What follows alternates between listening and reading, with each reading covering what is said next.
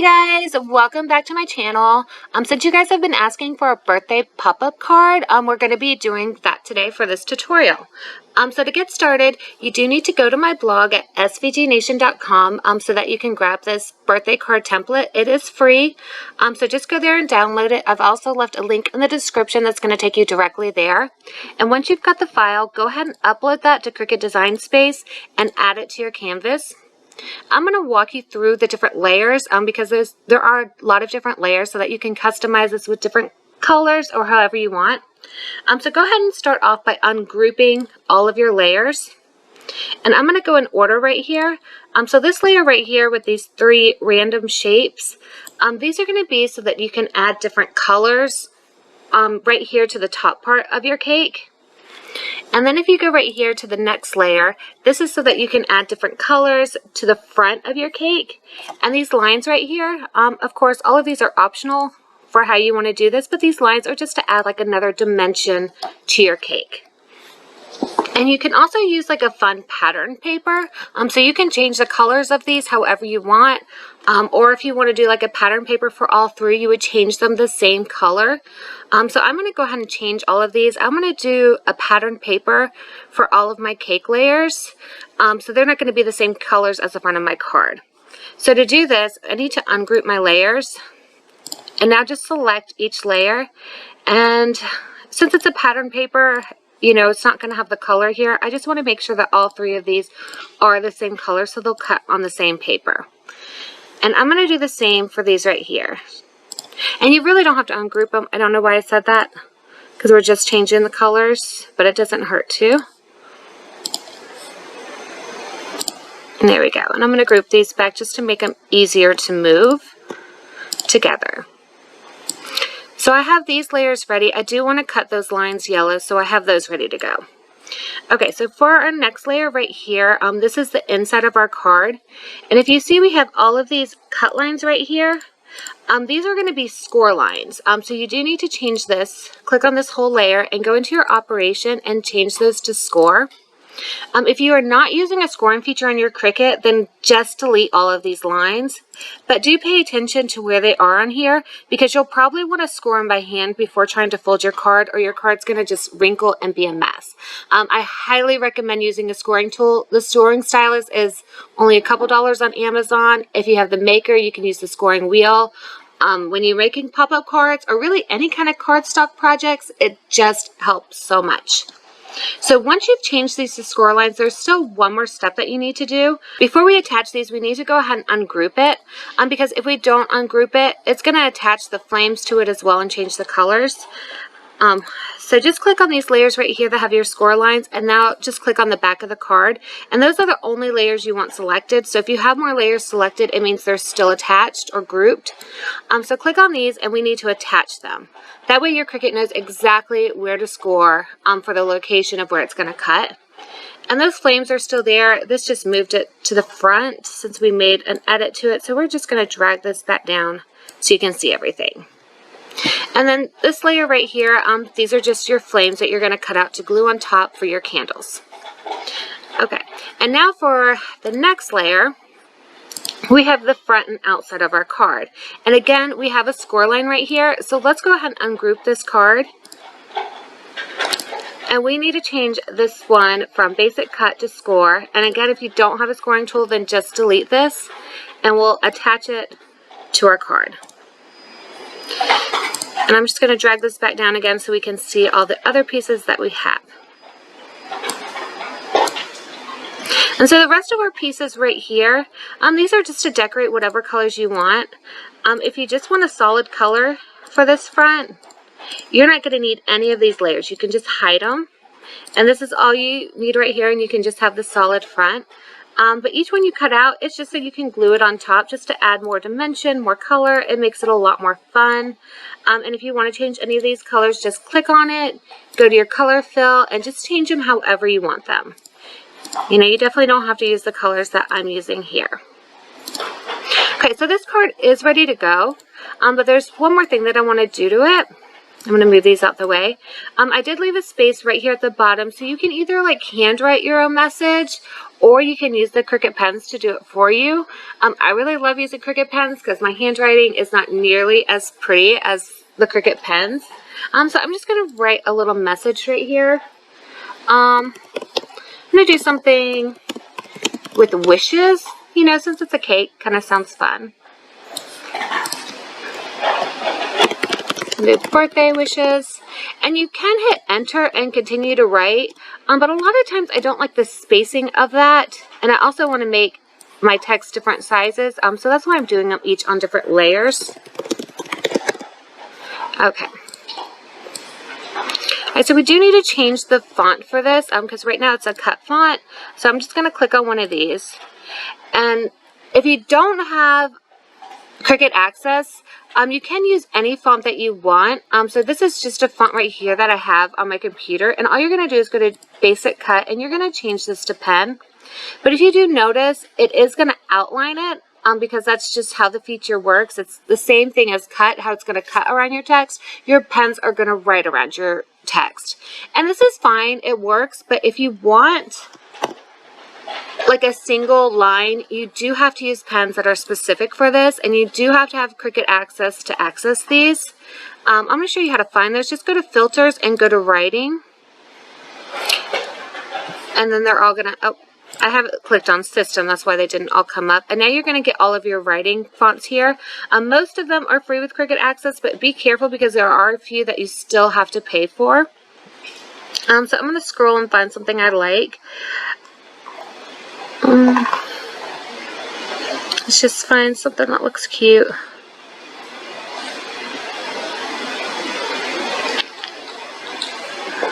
I think that one will work.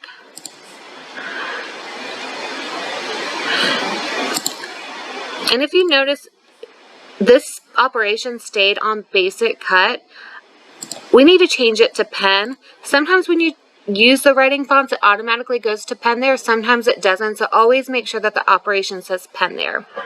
And let's see, BFC Happy Winter. I'm going to do all the rest of that same one, so I can just type it in.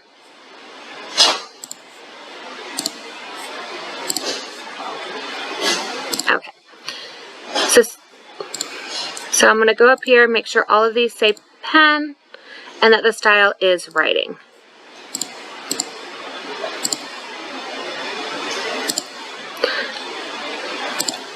And there we go. So this one, if you do regular, it is going to treat it like it's cutting it and write around it if you do like that look. But if you change it to writing, but the only fonts that are going to let you change it to writing are the fonts that are specific for writing. You're not going to be able to do this with regular fonts. Okay. So I'm going to make these a little bit smaller.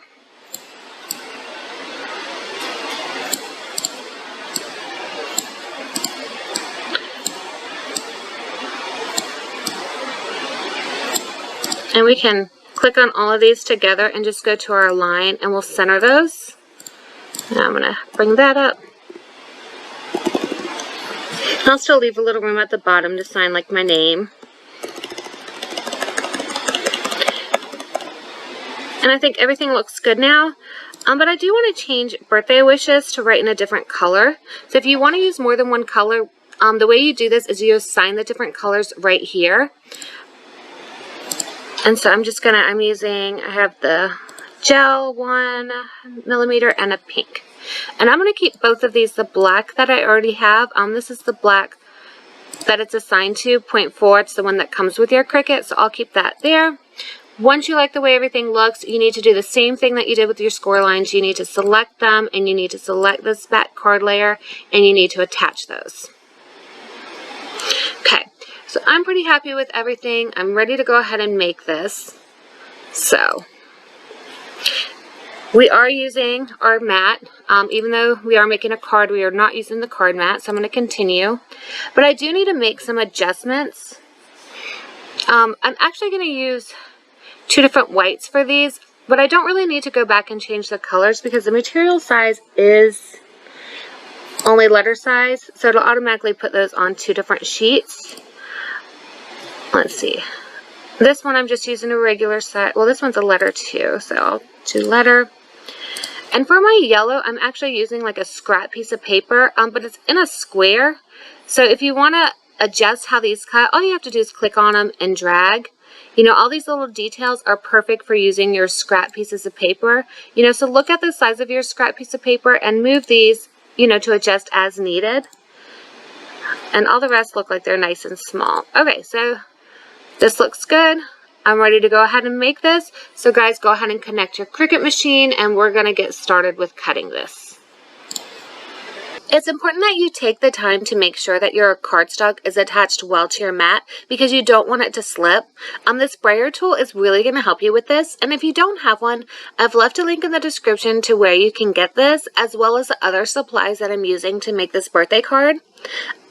You'll notice that I'm using a green mat. However, you only want to use a green mat with cardstock if it's been used often. A new green mat is going to be stickier than you're going to want for cutting cardstock. Instead of purchasing blue mats, you can just recycle your used green mats. That's what I do. Since we are using multiple tools for this birthday card, you really need to make sure that you pay attention to the different prompts so that everything comes out right. So first we're going to add the scoring tool. When the Cricut is done scoring, it's going to pause and you'll get a new prompt. So now we'll need to add the black pen. And once you change out the tool, you'll just need to hit the flashing Cricut button to continue with the process. And now it's going to have us switch out the black pen for the pink pen. So this is why you want to make sure that you do assign your pen layers to different colors if you're using more than one color pen. And assigning them the correct colors is going to be really helpful so you know exactly what color to put in.